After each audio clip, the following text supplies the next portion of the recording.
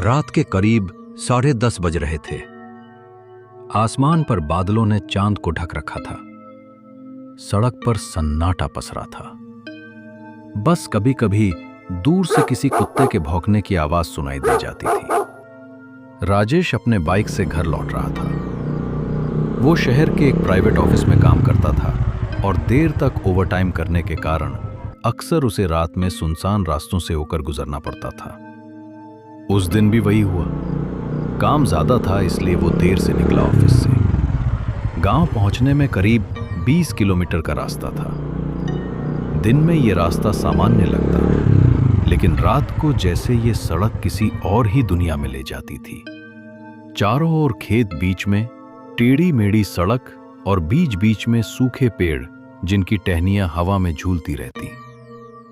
करीब 10 मिनट चला होगा कि राजेश ने देखा सड़क के किनारे कोई सफेद कपड़े में खड़ी आकृति थी।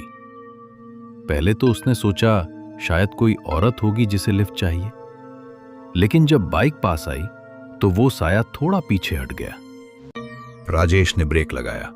हेलमेट के अंदर से उसने देखा वो औरत जैसी आकृति थी, लेकिन चेहरा पूरी तरह ढका हुआ। राजेश बोला, मैडम इस वक्त यहां क्या कर रही हैं? कोई मदद चाहिए क्या? कोई जवाब नहीं आया, बस वो धीरे धीरे उसकी तरफ बढ़ने लगी। राजेश को लगा शायद डरी हुई होगी। उसने बाइक थोड़ा आगे बढ़ाई, लेकिन तभी अचानक वो औरत हवा में गायब हो गई। राजेश का दिल जोर जोर से धड़कने लगा। उसने झट से बाइक का एक्सीलेटर घुमाया और तेजी से आगे निकल गया। करीब 5 किलोमीटर चलने के बाद उसे महसूस हुआ कि वो उसी मोड़ से फिर गुजर रहा है जहां वो सफेद साया देखा था। ये कैसे हो सकता है? उसने मन में सोचा। उसे तो सीधा रास्ता मालूम था, पर सड़क जैसे खुद घूमकर उसी जगह ले आई थी। उसने फिर बाइक आगे बढ़ाई, लेकिन कुछ मिनटों बाद फिर वही पेड़, वही टूटा हुआ बिजली का खंभा, वही सफेद साया। अब उसके माथे पर पसीना आ गया। उसने बाइक रोककर आसमान की तरफ देखा। घने बादल, बिजली की हल्की गड़गड़ाहट और दूर से झींगुरों की आवाजें। ये क्या हो रहा है मुझसे? उसने बुदबुदाया। राजेश ने फोन निकाला ताकि जीपीएस देख सके, लेकिन नेटवर्क गायब था। तभी उसे पीछे से किसी के हंसने की आवाज आई।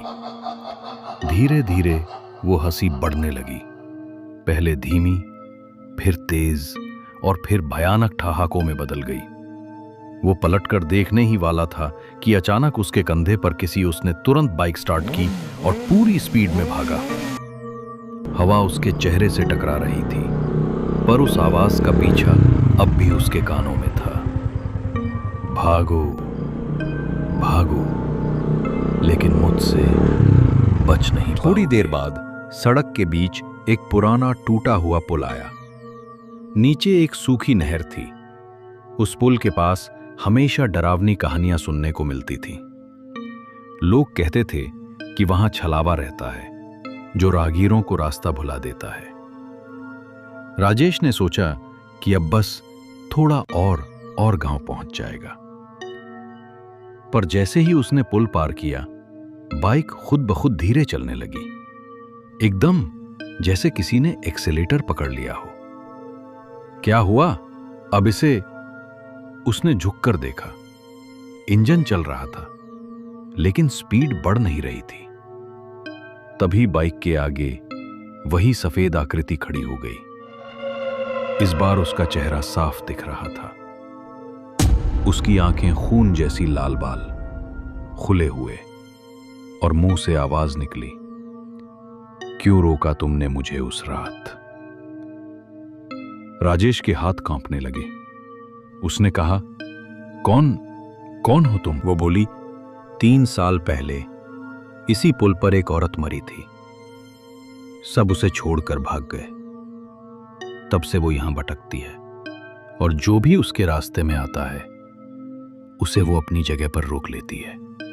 राजेश का चेहरा पीला पड़ गया। मुझे जाने दो, मैं कुछ नहीं जानता।